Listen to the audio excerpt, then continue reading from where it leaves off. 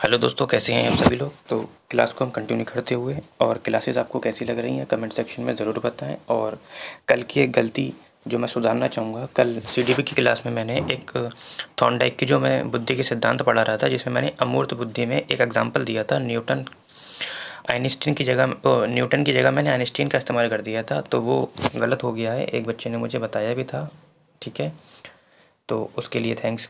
और गलती अचानक या अंदाज़े में, मुझे अंदाज़ा नहीं था मैं क्या बोल रहा हूँ, तो गलती एक्सेप्ट करता हूँ। बाकी उसकी जो मैंने आइंस्टीन बोला है वो उसकी जगह न्यूटन ही था, ठीक है। न्यूटन ने सेब गिरते देखा था, मैंने धोखे से आइंस्टीन बोल दिया था, फिलहाल वो धोखे से हुआ था, ठीक है।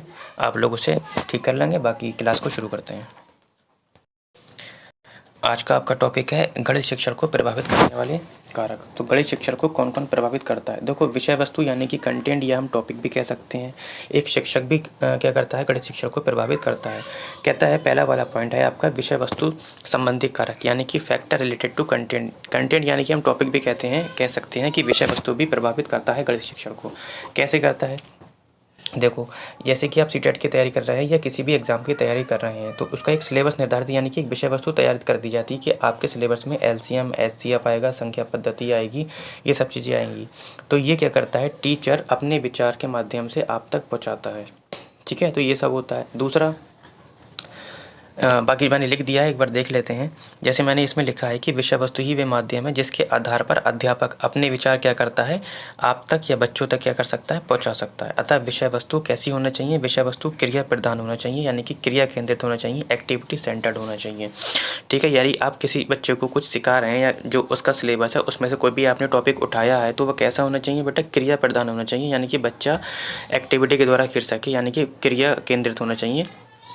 और अनुभव द्वारा सीखना, यानी कि लर्निंग थ्रू एक्सपीरियंस। एक्सपीरियंस यानी कि बच्चा खुद कर सीखे, ठीक है, बच्चा खुद करके सीखे। तो विषय वस्तु में ये चीज़ें आ जाती हैं। आप लोग समझ गए होंगे इस टॉपिक को।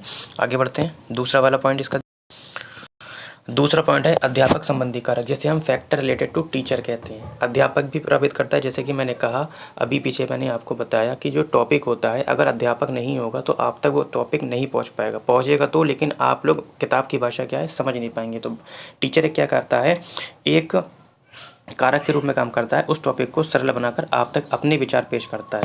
तो वही लिखा हुआ होगा, पीछे मैंने बता चुका, कक्षा में विचारों का जो प्रवाह होता है किसके द्वारा होता है, अध्यापक से छात्र की ओर होता है। अतः एक अच्छे गणित में विषय के प्रति अच्छी समझ के साथ विषय को व्यावहारिक बनाने की क्षमता होनी चाहिए, ठीक है, व्यावहारिक बनाने की, उससे जोड़कर उसके बाहरी जीवन से जोड़कर पढ़ाने की क्या होना चाहिए, अध्यापक के अंदर ये कला होनी चाहिए, ठीक है। ये दोनों पॉइंट समझ में आ गए। आगे बढ़ते हैं। इम्पॉर्टेंट है, ये नया सिलेबस जुड़ा है आपके लगभग 1 साल से। तो क्या है, और इससे क्वेश्चन बनते भी हैं आपके, कि जॉर्ज पोलिया की समस्या समाधान सोपान क्या होते हैं। जॉर्ज पोलिया के समस्या समाधान सोपान, यहाँ से आपके 2-3 तरीके से क्वेश्चन बनते हैं। एक तो आपका इसको इस तरीके से आएगा कि निम्नलिखित में से जॉर्ज पोलिया के सिद्धांत में से कौन सा नहीं है या कौन सा है। दूसरा क्वेश्चन इस तरीके से आ सकता है कि इसको आप सीक्वेंस से लगाइए, इस तरीके से भी क्वेश्चन आ सकता है। क्वेश्चन मैंने अभी लिए हैं, बाकी एक बार थ्योरी समझ लेते हैं क्या कहती हैं जॉर्ज पोलिया।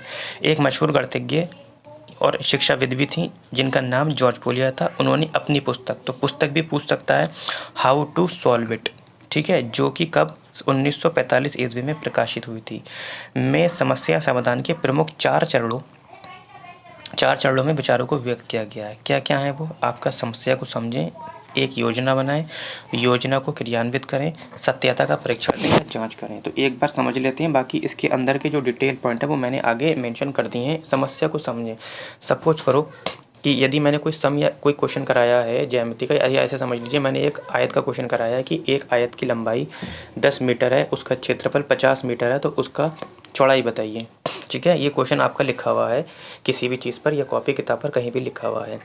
जब तक आप उसको पढ़कर समझेंगे नहीं तो आप कोई भी फैसला नहीं ले सकते। तो सबसे पहला पॉइंट आपका यही होता है कि पहले जो समस्या दी गई है आप उसको समझें। जब तक आप समझेंगे नहीं तो योजना कैसे बनाएंगे। जब आप क्वेश्चन को समझ लेंगे कि हाँ क्या क्या दिया गया है, तब आप योजना बनाएंगे, ठीक है, कि इसे कैसे सॉल्व करना है। दूसरा, जब योजना बन जाएगी कि इसमें ये दे रखा है, मुझे क्या याद करना है, चौड़ाई याद करना है, यानी कि मुझे आयत का क्षेत्रफल का फार्मूला लगाना है। आयत का क्षेत्रफल का फार्मूला होता है लंबाई गुणा एरिया का फार्मूला होता है लंबाई गुणा चौड़ाई, ठीक है, L इंटू बी बोल सकते हैं इसे। ठीक है, मेरे पास ये ज्ञात था, ये ज्ञात था, ये ज्ञात नहीं था, मैंने समस्या को समझ लिया, योजना बना ली कि मुझे अब एरिया का फॉर्मूला लगाना है। तीसरा स्टेप इजी होता है दूसरे वाले से, क्योंकि इसमें क्या है, हमें केवल सॉल्व करना होता है। जब सॉल्व हो जाता है तो हमें एक बार पीछे मुड़कर देखना होता है कि सत्यता की जाँच के लिए कि मैंने जो स्टेप फॉलो किए हैं क्या आंसर निष्कर्ष तक मैं ठीक पहुँचा हूँ या नहीं। ये इसका एक सारांश मैंने हल्का सा बता दिया, बाकी अब हम आगे डिटेल में पढ़ते हैं। पहला पॉइंट है आपका समस्या को समझें। ठीक है, अब कैसे कैसे समझ सकते हैं, ये तो था समस्या को समझें। देखो, हमें क्या ज्ञात करना है या क्या पता लगाने के लिए कहा गया है, सबसे पहले हमें ये करना है। या क्या निष्कर्ष तक पहुंचने के लिए दी गई जानकारी पर्याप्त है या नहीं है। यानी कि मैंने बताया कि मुझे चौड़ाई निकालनी है तो मेरे पास क्या लंबाई और एरिया है या नहीं। ठीक है, तीसरा है क्या प्रश्न की भाषा स्पष्ट या आपकी समझ में है।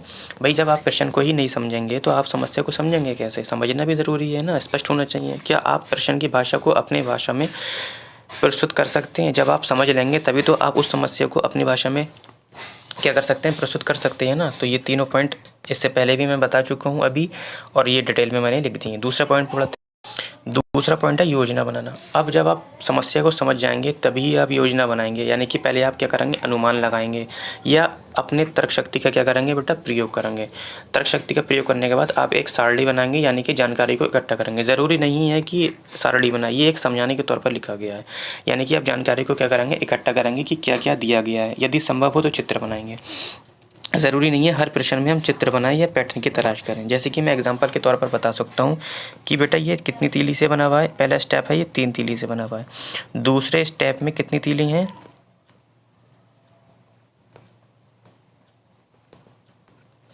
दूसरे स्टेप में हो गई आपकी 5 तीली। तीसरे स्टेप में हो गई आपकी 7। ठीक है, अब पूछ लेगा चौथे स्टेप में कितनी तीली आती। तो ये आपका एक पैटर्न हो गया। तो आप पैटर्न की तलाश करेंगे या चित्र बनाकर हल करेंगे। तो ज़रूरी नहीं है हर बार आपका पैटर्न बने, बिना पैटर्न से भी क्वेश्चन सॉल्व होगा। तीसरा स्टेप देखते हैं। तीसरा स्टेप है योजना को क्रियान्वित करें। ठीक है, यह सोपान पिछले की तुलना में आसान होता है। क्यों? क्योंकि अब हमें केवल सॉल्व करना होता है, क्योंकि हम सब कुछ कर चुके होते हैं, समझ चुके